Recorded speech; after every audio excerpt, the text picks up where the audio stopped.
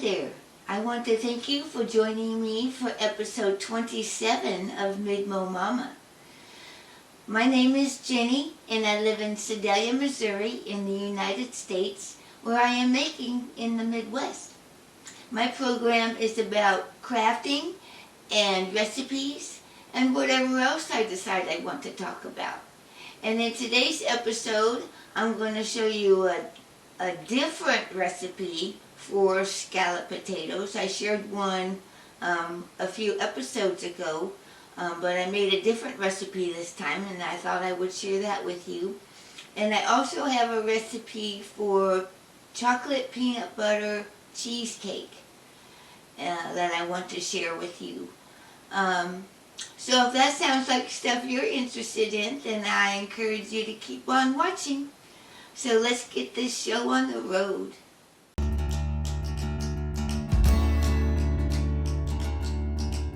So the first thing that I want to talk about today, April, the month of April, is Head and Neck Cancer Awareness Month.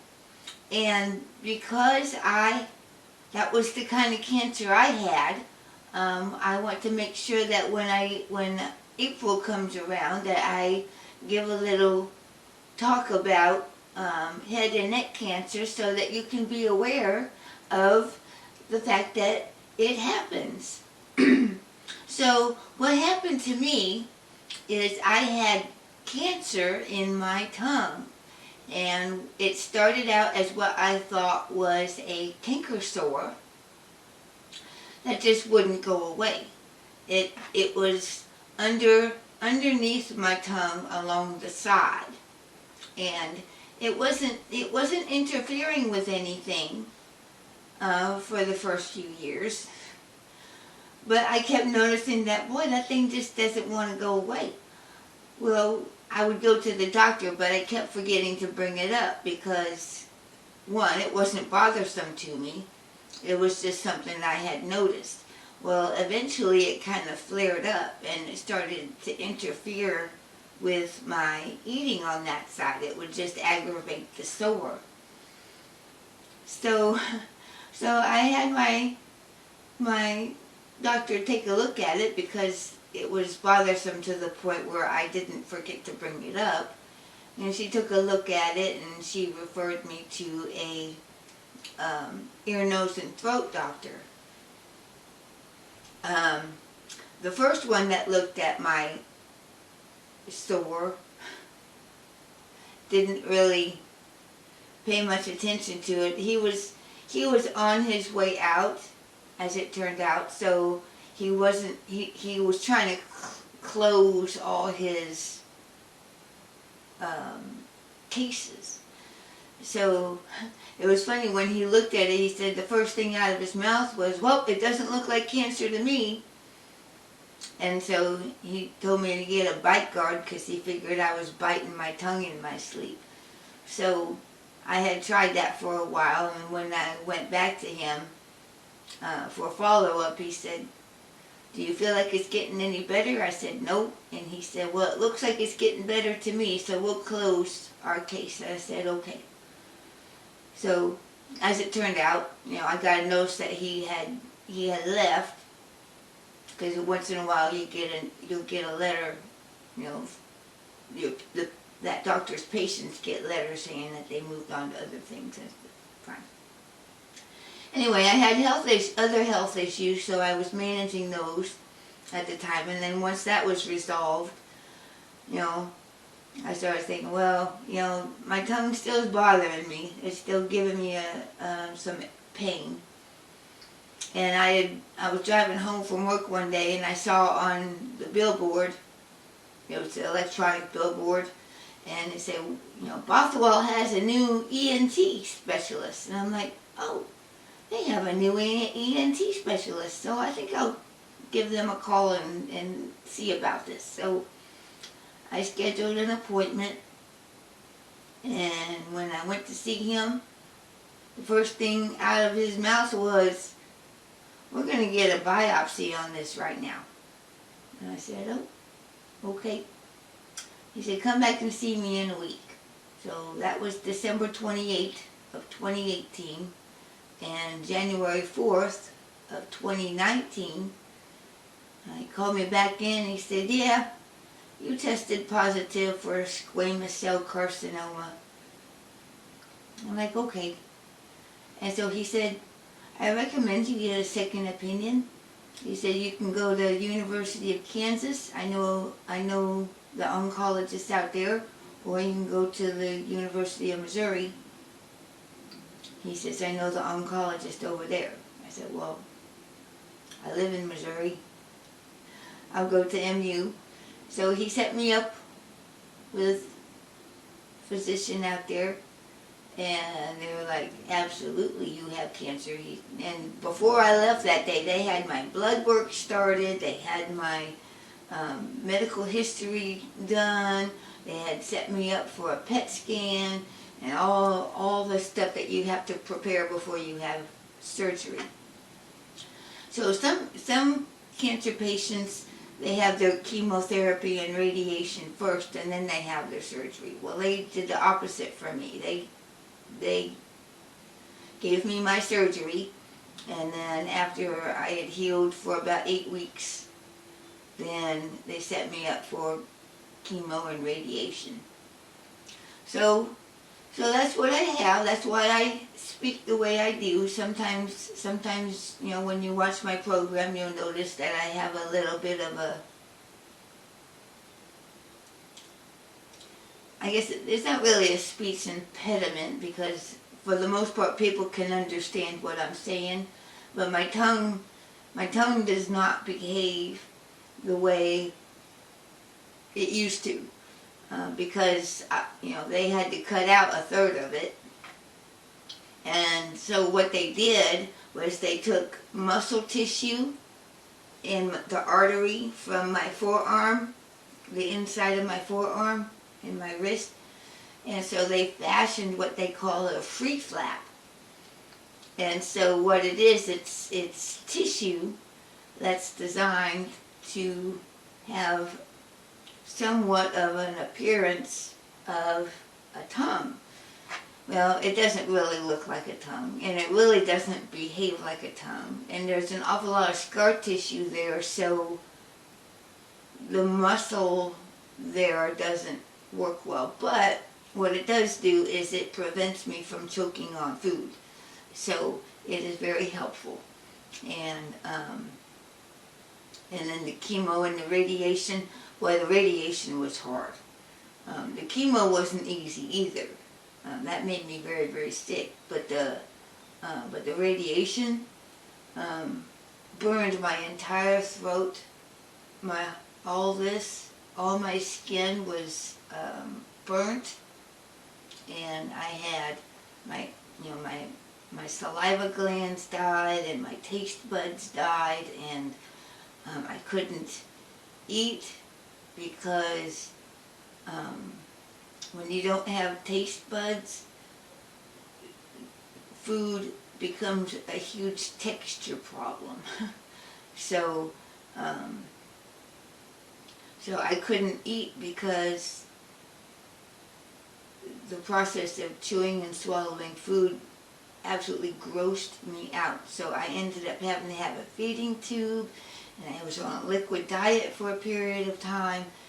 And then once the radiation was over, about a month after that, I basically made up my mind that I was going to start eating again. So I forced myself to train myself back to eating normal.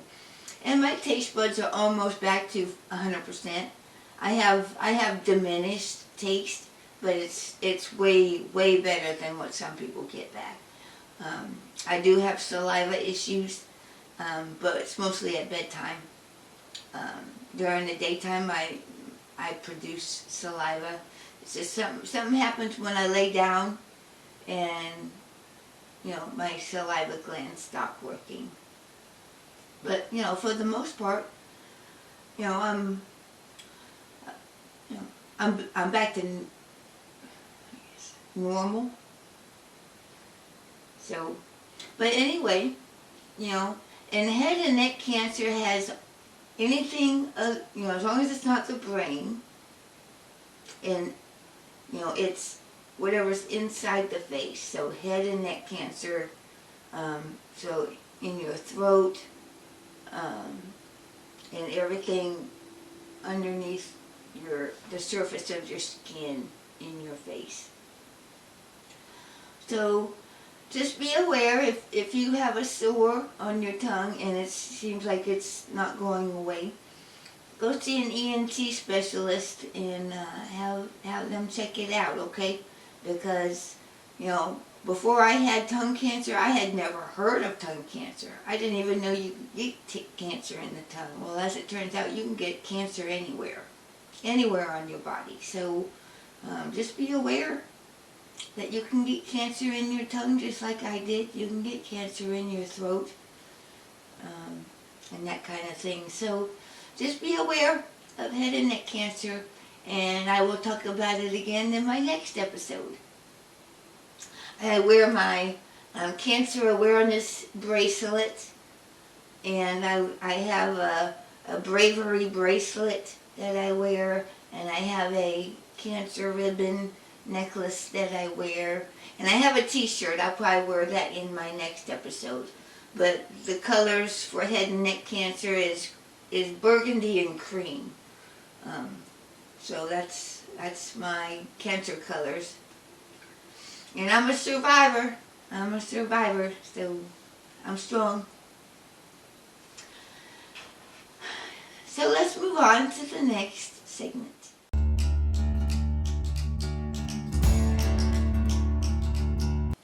It's been a long time since I've had a show and tell segment, but I wanted to give a shout out to a certain individual. A couple of episodes ago, I had a 1-year anniversary giveaway, and the person who won is a fellow YouTuber. The name of her channel is Crystal the Yarny Chicken and Crazy Cat Lady.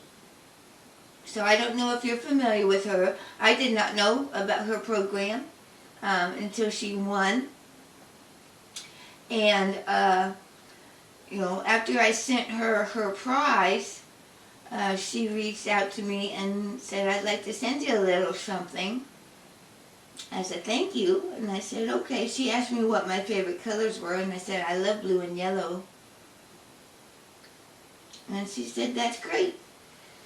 So last week, I received a little package from her, and she sent me a lovely little thank you note.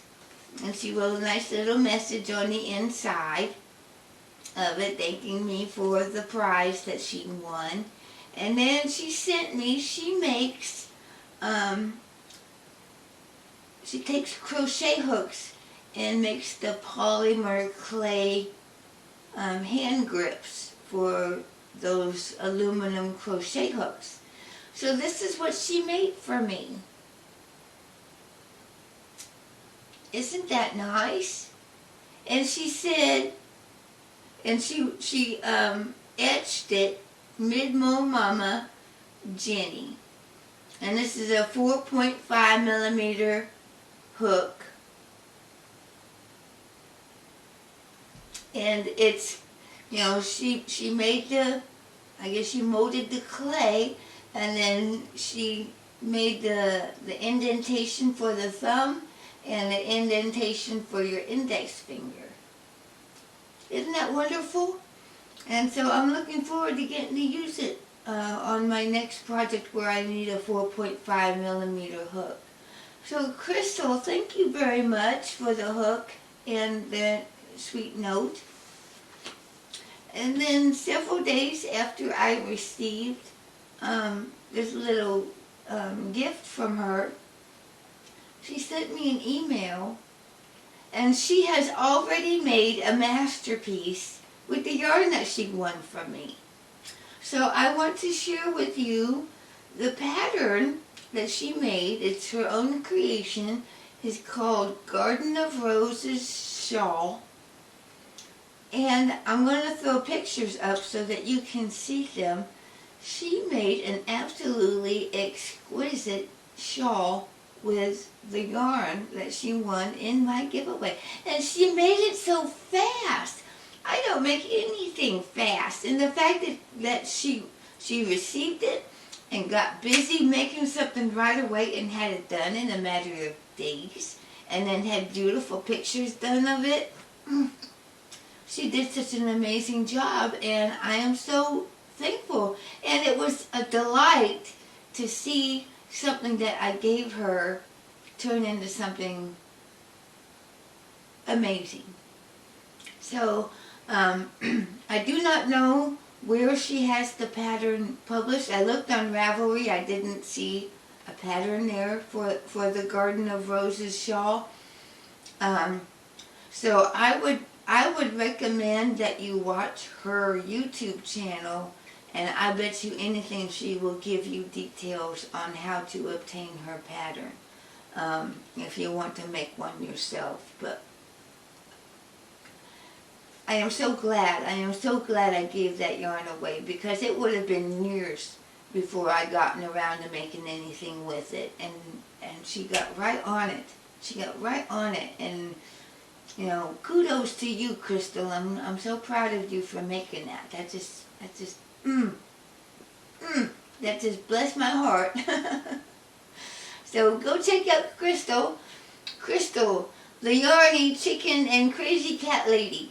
And I'm sure you will be blessed by her program. So let's move on to the next segment.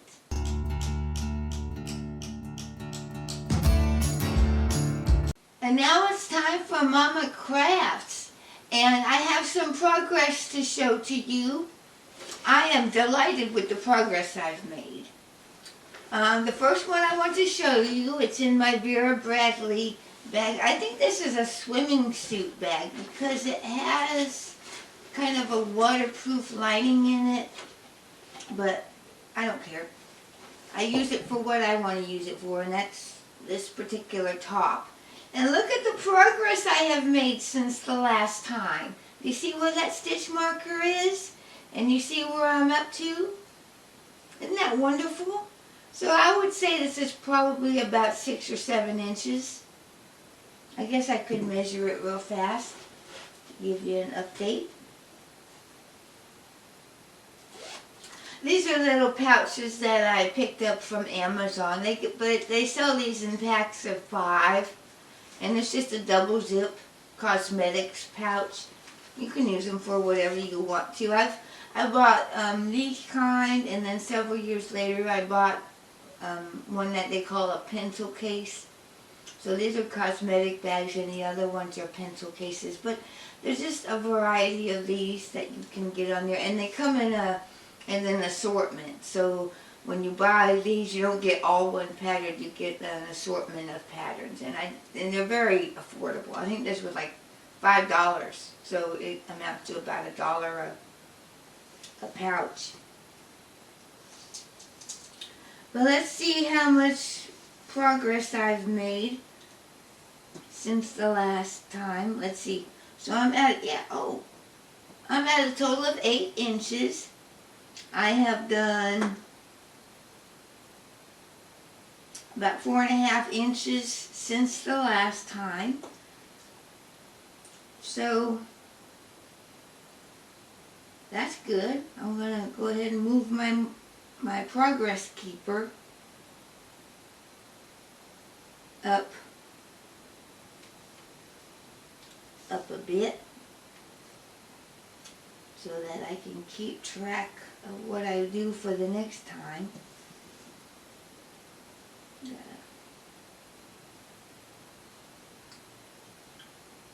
Gotta stretch that little thread back in after you've had it on a stitch marker for a while.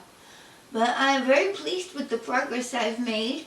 And as you can see the eyelet hem. And my girlfriend Elizabeth, who's also making this sweater with me, she's already up to the lace portion. She's just been going to town on it. And she said, I feel bad being so far ahead of you. I said, don't. She said, I'm afraid I'm going to lose momentum if I slow down. I said, well, then keep on going. We don't have to be done at the same time. It's okay. You know, she finds time as she does it, and she's a much faster knitter than I am, so it's okay. You all don't mind. You guys don't have a choice if you're going to watch my show. You're just going to have to, oh, well, she's 4 more inches along, okay. But I didn't have time to knit last Wednesday because I'll tell you why in my miscellaneous segment. But I knitted on the 2 Mondays and the Wednesday before last. So, you know, I'm getting there. I'm making progress. And I think I did some knitting on a Saturday. So, that's wonderful. So before I move on to the next one, I need to let you know the pattern is called Cascades Tea by Emily Kintai. And the yarn I'm using is Knit Picks Cotton in Raindrop. This is the colorway Raindrop.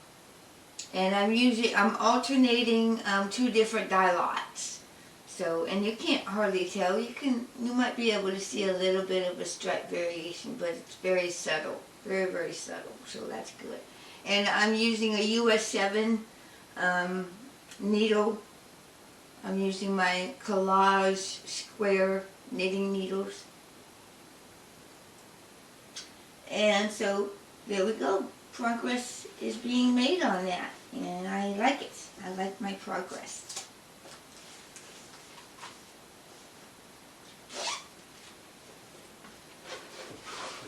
So that takes care of that project. The other project that I'm working on is my diamond art, my fox, my winter fox. So here I am, and I'm still working on the bottom left corner. I have completely filled in the corner down here, okay? And I'm actually working this direction. I was going to work this direction because it's narrower, but I didn't want to look at it sideways. So I'm doing it, I started at the corner here, and now I'm moving this away. And I guess then I'll be moving upwards. So, you know, it's minute progress, but it's progress nonetheless. And I do this on Sundays. I was doing it Tuesday and Thursday, and Scott said, no, let's do it Sunday. I said, okay. And so I've been doing it on Sunday and Thursday. And so I've been getting together with my friend Tiffany. And, you know, when we, you know, our schedules don't conflict and we get together. Sometimes we don't get together because, you know, life happens. So we got together last Thursday, but we didn't get together the Thursday before. But even if we don't get together, to me that's Diamond Art Night, and I work on my project. If that's what's going on. But I'm happy with the progress I made on both of my projects. And the Winter Fox is found on Amazon. I get my diamond art painting from Amazon. They do have some at Hobby Lobby. And I would imagine that other craft stores, they have the diamond art. So just look around. Some places call it diamond painting, and some people call it diamond dots. So whatever you know it as, you can search around and find it. But and the kits are very, very affordable. I mean, this was like only $17, and you saw the size of it. It's a very big project. My husband's wolf is smaller, but I think that was about $8. You know, so they're not expensive. You get hours of you get hours of project time with just one kit. So I don't find them to be very expensive at all. They're very, very affordable if you're looking for an affordable craft. You know, because we know how expensive our crocheting or knitting can be. So if you're looking for a craft that, you know, Okay, I spend enough on crochet and knitting. If I want something else, I need something a little bit more affordable. Well, that diamond art, I would consider that a very affordable craft. So that concludes Mama Crafts. So let's move on to the next segment.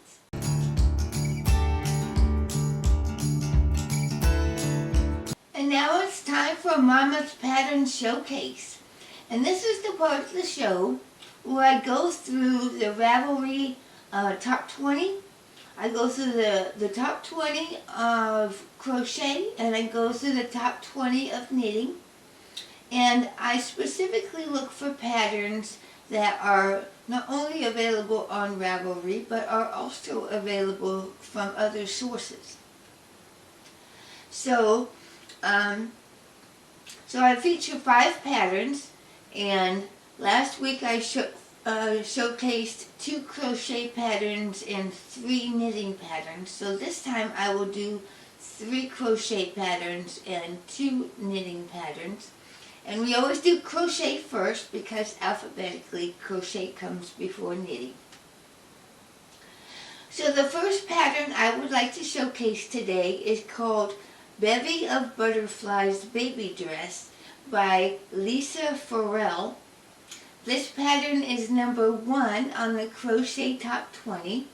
You can purchase the individual pattern on Ravelry for $4.99, or you can get the ebook Easter Enchantment for $15.99, which includes 31 patterns. Or you can buy her patterns on My Fingers Fly Etsy shop. And this is a crochet baby dress using Baby Bee Sweet Delight yarn. I've used Baby Bee Sweet Delight, and that's a nice, I think it's acrylic, either acrylic or polyester yarn. I think it's a acrylic polyester blend. So that's a sport weight yarn. I'm using a 3.75 millimeter F hook, and it's available in sizes 3 months, 6 months, and 9 to 12 months. U.S. crochet terminology. A lovely baby girl's crochet dress pattern with dozens of 3-dimensional butterflies flitting across the skirt in Baby Bee Sweet Delight yarn. Small flower buttons on the back and purple ribbon accents at the waist and sleeves. The pattern includes a 3 months, a 6 month, and a 9 to 12 month sizes. This listing is for a crochet pattern in PDF format. Skill level is intermediate. If you have worked with crocodile stitch, this pattern will be easy for you as the butterfly stitch uses the same principle. Okay. The finished waist measurement will be approximately 17, 18 or 19 inches, depending on the size you make, and the neckline to hem is approximately 10, 11, or 12 inches based on the size that you make. It's an adorable little baby dress, and the colors that she uses pretty, and the baby model that she uses is utterly adorable. So just keep an eye out for that one. It is Bevy of Butterflies Baby Dress by Lisa Farrell. The next pattern I would like to showcase today is called Finestra Scarf Wrap by Crystal Marin. This pattern is number 2 on the Crochet Top 20. You can purchase it on Ravelry for $3.50, or you can get it for free at Krista Co. Design website. It is a crochet shawl wrap. They used Knit Picks Brava worsted, so it requires a worsted weight yarn and a 5.5 millimeter eye hook. There's one size, it's about 62 inches by about 14 inches, and it uses U.S. crochet terminology.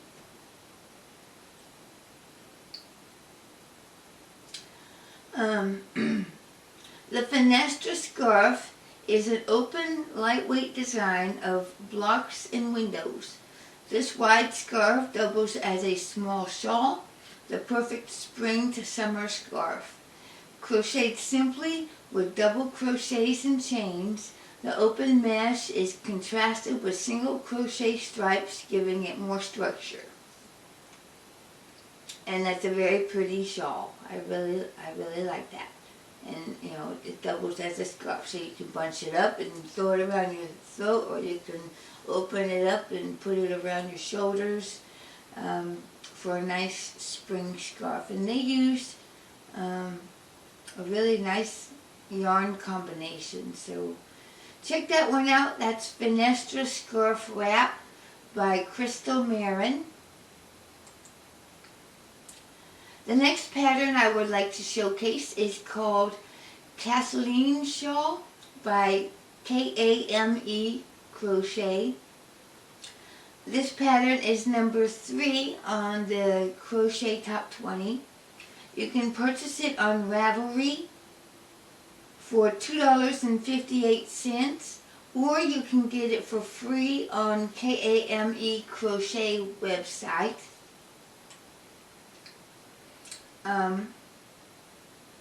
The crochet shawl, I like the name because that's my sister's name. Her name is Kathleen. We've always called her Katie though. Most Kathleens are named Kathy, but our Kathleen was always Katie. So, but anyway, I like the name Kathleen. So it's Kathleen shawl. And let's see, it uses a sport weight shawl. They used Cotton King's Twirls Deluxe yarn, but it's a sport weight. It calls for a 3.5 millimeter E-hook, and size, it comes out about 69 inches long by 17 3/4 inches wide. So this pattern is really close to my heart, as I designed it for my sister-in-law's birthday as a gift. I wanted to make something quick yet beautifully textured and elegant. She loves pastel shades, so the yarn cake I used was perfect for it. This pattern is available for free on her blog, or you can download the ad-free PDF version on the Ravelry store for a small fee. Difficulty is for advanced beginner, and I really like the texture of this shawl. It's very pretty, and it's done in sort of an ombre, so it starts in a pale lavender and goes into a little deeper pale violet, and it's very pretty scarf, and it's got a scalloped edge on it. Or maybe a picot, it might be a picot edge. But at any rate, it is a very beautiful shawl. So that is Kathleen Shawl by Kame Crochet. So you want to check that out. So that's the 3 crochet patterns I'm featuring. So for the 2 knit patterns, the first one I would like to showcase is called Slice by Lone Jeldsen. The last name is Kjeldsen. This pattern is number 6 on the Crochet Top 20. You can purchase it on Ravelry for around $7.42, or you can get it at the Hoogastrick website. It's a knitted pullover sweater. They suggested you use Erica Knight wild wool yarn, which is an Aran weight yarn. Recommended needle sizes are US 7 and US 8. And it's available in 4 sizes: small, medium, large, and extra large. And the pattern is available in English and Danish. Slice sweater is worked back and forth in garter stitch, beginning from the edge of the sleeve and worked to the middle of the body. A wedge on top of the sleeve and shoulder shapes the sweater. Left and right sides are worked separately and knitted together in the end. All seams are visible. A nice detail, and you can avoid you avoid mounting. I think that means blocking. The ribbing is highlighted by a row of horizontal stitches. So you need an Aran weight wool. The slice sweater is tested in different yarns, and so you have a few suggestions. And it's a very nice sweater. I like the fact that you can see the seam. It has a seam down the front of it in the center, and it has the same seam down the back. And then it has kind of a seam that goes across the shoulder blades and across the bottom here, bodice right here. And then it's got a rib detail around the neck. It's kind of like a mock turtleneck. And it's got a ribbing around the hem. I like the sweater. I think it's very simply designed, and who doesn't love garter stitch? I love garter stitch. I think it's a very beautiful stitch. It's nice and even, very pretty. So that is Slice by Lone Jolson.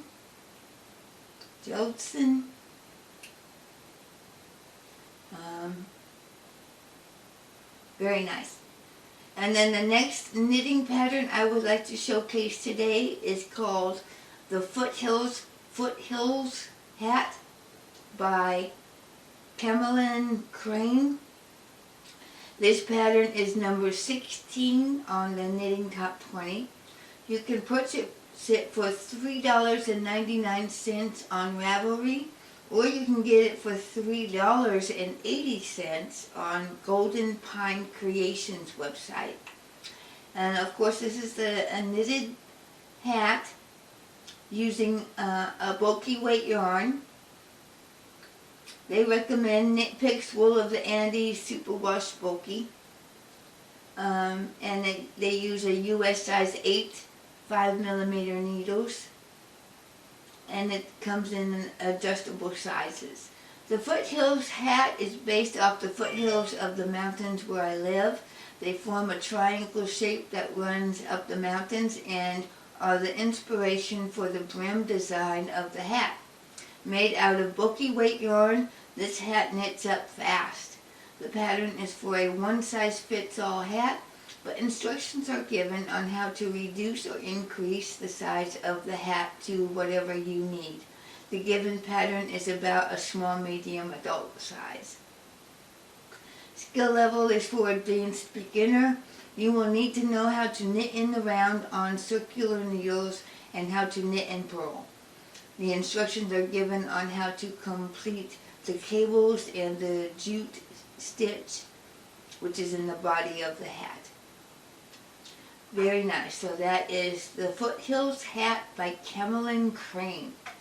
So in order to recap, the 3 crochet patterns were Bevy of Butterflies Baby Dress by Lisa Farrell, Fenestra Scarf Wrap by Crystal Marin, the Kathleen Shawl by Kame Crochet, and then the 2 knit patterns was Slice by Lone Jolson and the Foothills Hat by Camelin Crane. And that wraps it up for my Mama's Pattern Showcase. So let's move on to the next segment.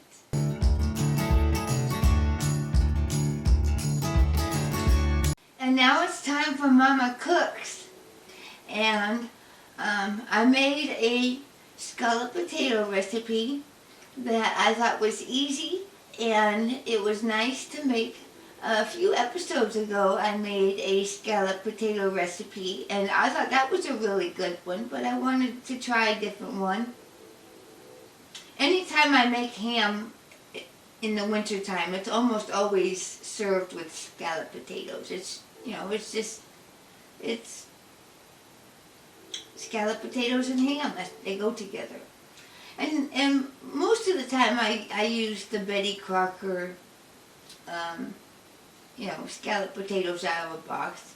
And I don't have a problem with that. I don't need to make scalloped potatoes from scratch every single time, but I felt like making them this time. And so I did. So I used the scalloped potato recipes in this one.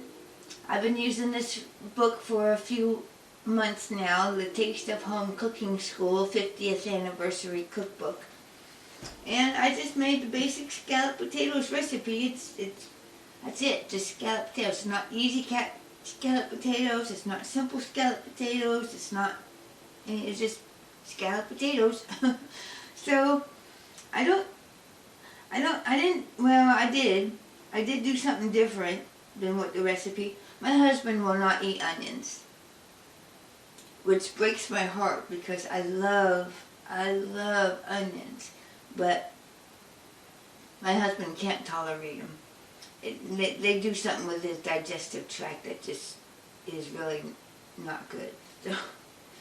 So if I come across a recipe and I know he's going to have to eat it, I have to leave the onions out. And so that's what I did. So I made mine exactly like the recipe, except for without the onions. And they were good potatoes. It was really good. They came out nice and soft. There's nothing worse than making potatoes in the oven. And, you scoop them out and they're nice and hot and bubbly, and you take a bite of them and they're crunchy. Man, that just ruins the whole meal when you end up with crunchy potatoes. But these ones came out nice and tender. They were very super soft, and they were really delicious. So this is how I made scalloped potatoes. For a full batch of scalloped potatoes, you will need 6 tablespoons butter, 6 tablespoons all-purpose flour, 3 cups milk, 1 tablespoon beef bouillon granules, 1 tablespoon dried parsley flakes, half teaspoon pepper, 5 large peeled potatoes sliced, 1 medium onion sliced. In a large saucepan, melt butter, blend in flour. Gradually add milk, bouillon granules, parsley, and pepper. Cook over medium heat, stirring constantly until bouillon granules dissolve and mixture thickens. Stir in potato and onion slices. Spread in a 13 by 9 by 2 inch baking dish. Bake at 400 degrees for 1 hour or until potatoes are tender. I cut this recipe in half and omitted the onions. So I read the full recipe to you. So if you don't want that much, then go ahead and cut it in half and do what I did. But that's how you make scalloped potatoes.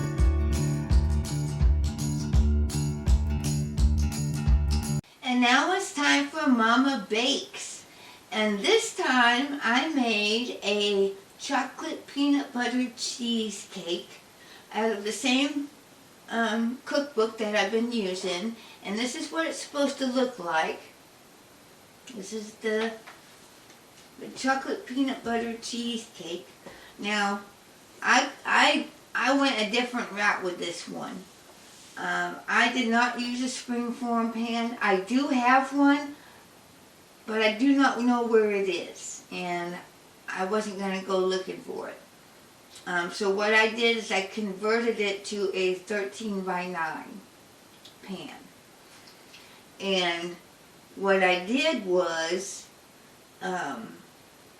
I made the recipe the same, except for the crust.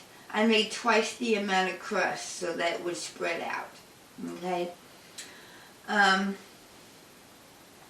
I did fail. This recipe was actually a failure on my part, because when I went to use my graham crackers, I have to admit they smelled kind of funny. But I'm like, well, I'm sure they're fine. They weren't expired, but they had an odd smell to them. And so, you know, I learned that you must trust your nose when you use your ingredients. And if something doesn't smell right, don't use it. Because I made this recipe and I feel like the whole thing was a failure because the crust didn't taste right. And I wasn't sure if it was my cocoa powder or if it was the graham crackers. But I had made a pan of brownies from scratch using my cocoa powder, and so it wasn't the cocoa, it was definitely the graham crackers. So, like I said, trust your nose. I'll make this recipe again sometime with good graham crackers. But yeah, my crust was horrible. Yeah, my crust was absolutely horrible. And you know, the filling was fine. The cheesecake part. But yeah, you know, lesson learned. You know, if trust your nose, because mine were horrible. But like I said, the filling was fantastic, and it was fun to make. I really enjoyed making my cheesecake, and I feel like it turned out really, really good, other than the crust. So, so without further delay, this is how I made chocolate peanut butter cheesecake. For chocolate peanut butter cheesecake, you will need 3 cups graham cracker crumbs, 2/3 cup plus 1/4 cup sugar divided, 2/3 cup cocoa, 2/3 cup butter melted, 1 package 10 ounces peanut butter chips, 3 bricks 8 ounces each cream cheese softened, 1 can 14 ounces sweetened condensed milk, 4 eggs, 2 teaspoons vanilla extract. And then for the drizzle, you will need 2 tablespoons butter, 2 tablespoons baking cocoa, 2 tablespoons water, 1 cup confectioner's sugar, ½ teaspoon vanilla extract. In a bowl, combine graham cracker crumbs, 2/3 cup sugar, cocoa, and butter. Press into the bottom of a 13 by 9 by 2-inch baking pan. Microwave peanut butter chips on high for 1 minute. Stir.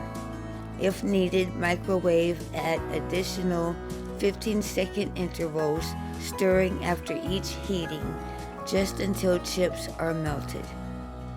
In a large mixing bowl, beat cream cheese and remaining sugar until fluffy.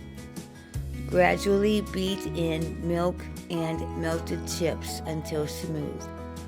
Add eggs and vanilla. Beat well. Pour over crust. Bake at 300 degrees for 60 to 70 minutes or until center is almost set. Remove from oven. With a knife, loosen cake from sides of the pan. Cool. To prepare drizzle, in a small saucepan, melt butter over low heat. Add cocoa and water. Cook and stir until slightly thickened. Do not boil. Cool slightly. Gradually add confectioner's sugar and vanilla, beating with a whisk until smooth. Drizzle over cake. Garnish with whipped topping and chocolate kisses. Refrigerate until serving. Mix enough for 12.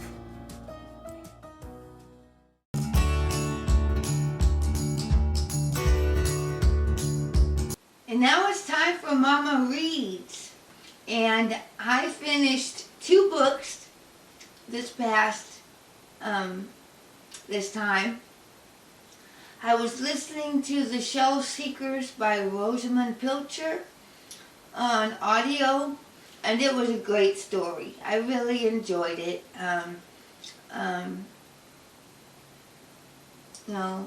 It's about a woman who's got 3 adult kids, and she has just suffered a heart attack, and she's home now, and she's recovering. Well, her adult kids are trying to figure out what to do with her and how to help her and stuff, but her children have become, 2 out of the 3 children are very self-centered and self-serving, and the third one, she's independent, and she's a self-made woman, but she doesn't,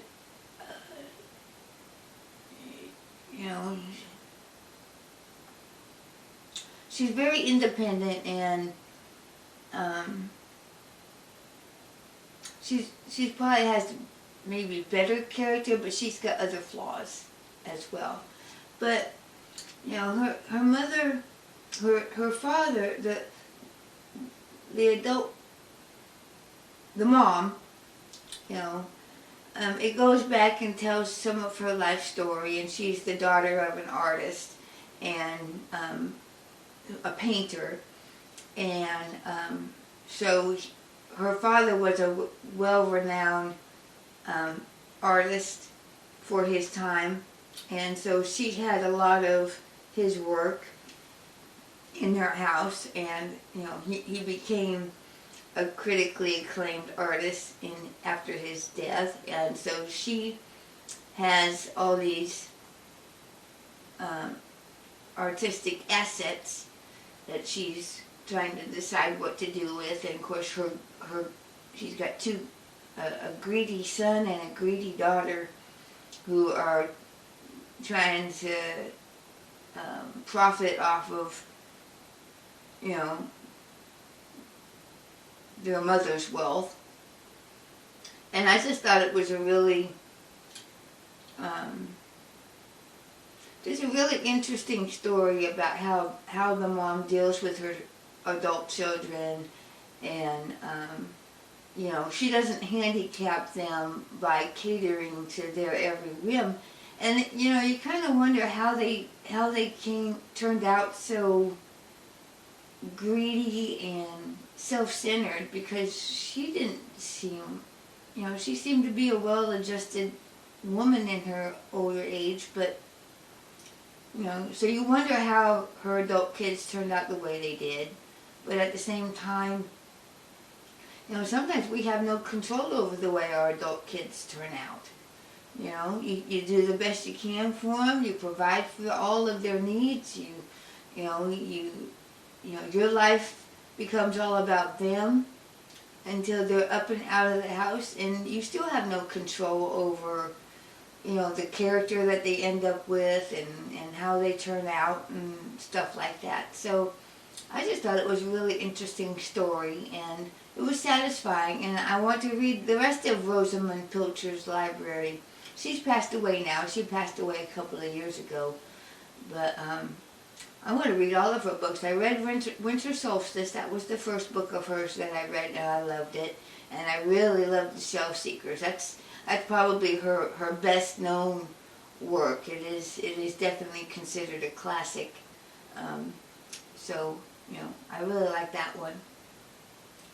The other book that I read was called Even Better Than Eden. 9 Ways the Bible Story Changes Everything About Your Story by Nancy Guthrie.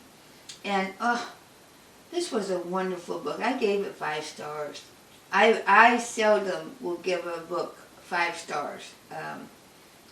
But this one was outstanding. I gave The Shelf Seekers 4 stars, if that gives you a frame of reference.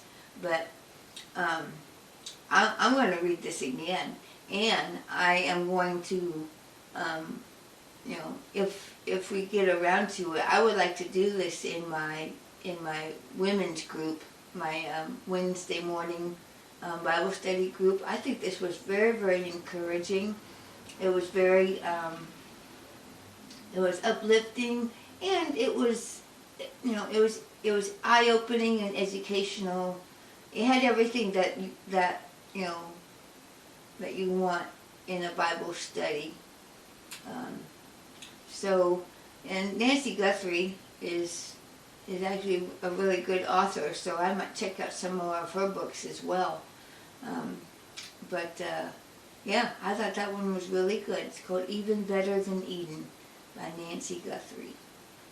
And the only thing I'm currently working on right now is still 1 Peter, A Living Hope in Christ by Jen Wilkin. We've been working on this since January, and we're still, still getting along in it okay. I highly recommend that study.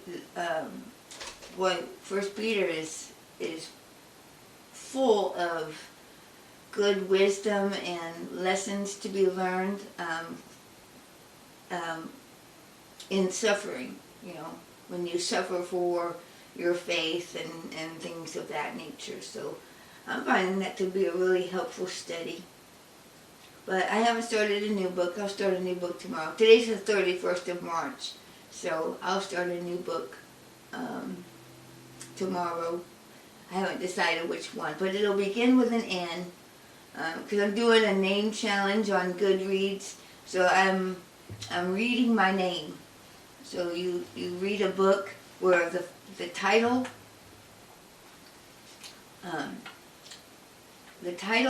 or the author's first or last name represents a letter of your name. So I have a lot of N's in my name. I have 5 N's. And so I'm going to read an N book and to help with my challenge. But that's it. That's all I'm reading right now. So let's move on to the next segment.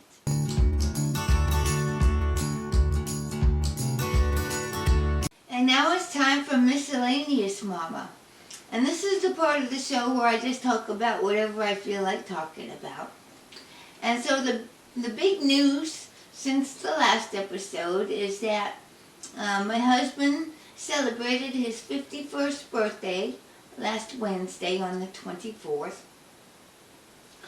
The 24th of the month is important to us because his birthday is March 24th, and my birthday is September 24th. And so we got married on June 24th. And then, of course, Christmas Eve is December 24th. So every 3 months on the 24th, something special is going on. So, on the 24th of all the other months, if we can work it out, we try to have a date night, because that's our special day of the month. It doesn't always work out that way, but whenever we can, we try to do something on the 24th of every month. But Wednesday was his birthday, and so he took a few days off of work. Wednesday is my day off anyway. Usually in the afternoon I go to my folks' house to help my dad with my mom. And so he took Wednesday off and Thursday off and Friday. So he had pretty much a five days off, including the weekend. So he went with me to my folks' house, and he wanted a pot roast with gravy and mashed potatoes. So we went over there, and I made a pot roast, with mashed potatoes and green beans and corn and gravy and rolls. And I made some homemade brownies, and I'll share the recipe with that in a future episode. But, so we had a really nice day, and I bought him some gadgets. He's a gadget guy, and he loves pens that have flashlights on the end of them, or that have multi-tools in them. So he got a couple of things that had tools in them and stuff. And then he has one of those Oculus virtual reality things, so I got him a couple of accessories to use for that, and I don't know what they are. I buy stuff off of his Amazon wish list because I want to make sure he gets something that he wants. But I don't know what this stuff is. I don't know what it does. I don't know. I don't know what it is. But you know what? He was delighted. He was so happy to get his presents. I got him 4 presents, and he was very happy with every single one of the things that he got.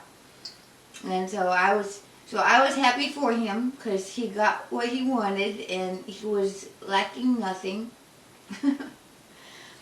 And so we had a wonderful day. And then Thursday and Friday he had the day off, and he did whatever he felt like doing.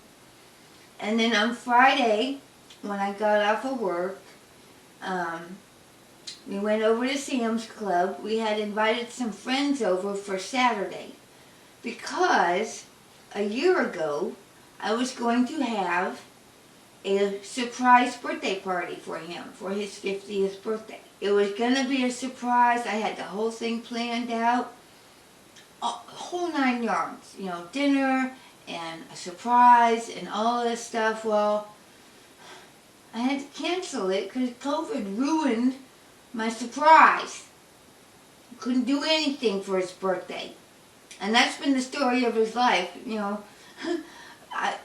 The last time I had tried to plan like a family get-together for him, it snowed and nobody wanted to come. So, we've always had bad weather or something happened where we couldn't really do a really fun birthday.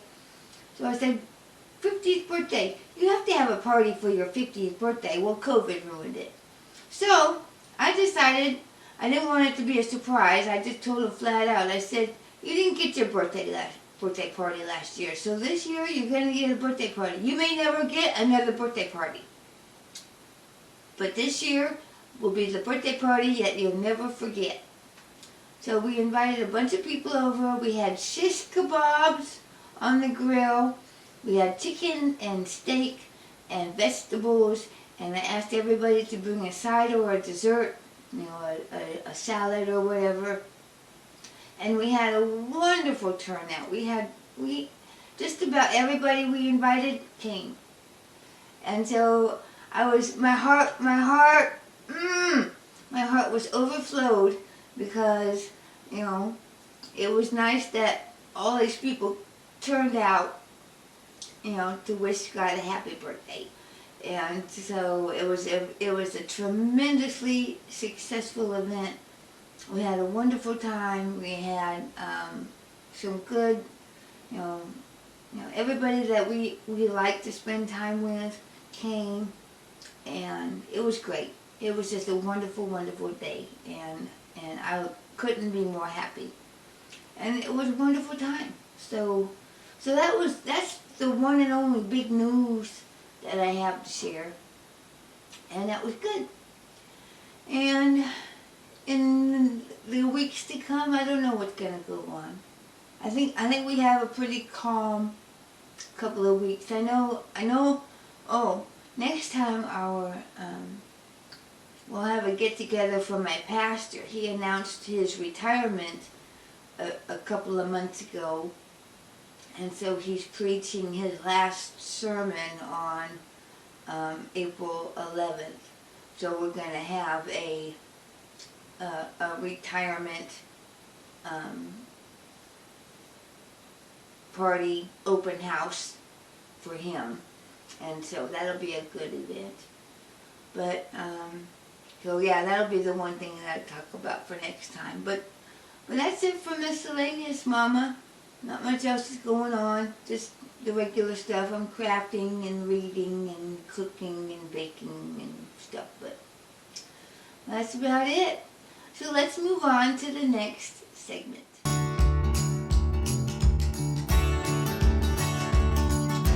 And now we've made it to the Media Mama segment. I want to thank you for spending your time with me. I know that watching my program is a choice, and I am grateful that you have chosen to spend a slice of your valuable time with me. If you enjoyed what you saw today, I encourage you to click the subscribe button. All that does is make it more easy for you to find me next time.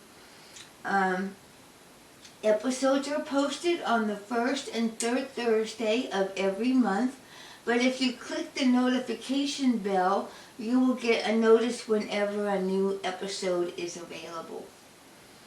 If you want to ask me any questions, you can you can ask me a question in the comments below, or you can send me an email at midmomama2@gmail.com. You can find me on Ravelry and on Goodreads. I'm MidMOMama on Ravelry, and I don't know who I am on Goodreads. I can find out though. I have a link, but I don't know what my, you know how you can search for people on, I don't know what that is. I don't know what my search name is. I'll have to look that up real quick. I'm MidMOMama on Goodreads as well. So I guess I changed my name. I was something else. Let you change your name. So I'm also MidMOMama on Goodreads as well as Ravelry. So check me out there if you're interested, if you're a reader like I am. I like to see what other people are reading. But until next time, may God bless you. Bye.